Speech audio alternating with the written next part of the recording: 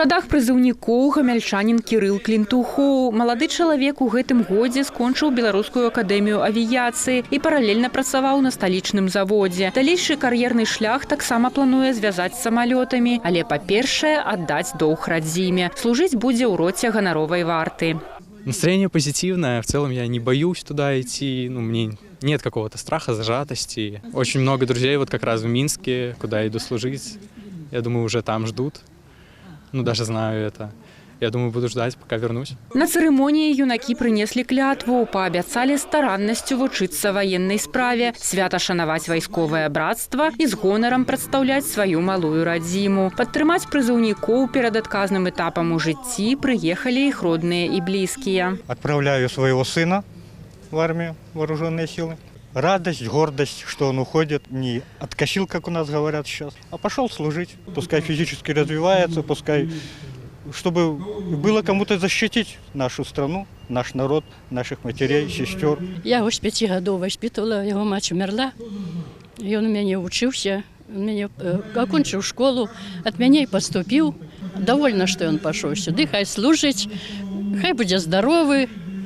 І що ми будемо ждати його, надіятися. Маладыя людзі папоўняць воінскія часці ўзброеных сіл і дзяржаўнага пагранічнага камітэта. Добрыя пажаданні на дарогу прызыўнікам прагучалі ад прадстаўнікоў улады і военнага камісара в области. Настрой выключна боевый. Я ожидаю, что в период прохождения воинской службы моя физподготовка подтянется, так скажем, и навыки владения оружием я, конечно же, тоже приобрету, потому что это необходимо для защиты нашей страны. Иду с боевым настроем, ожидаю от службы, в первую очередь, отслужить год на благо Родине.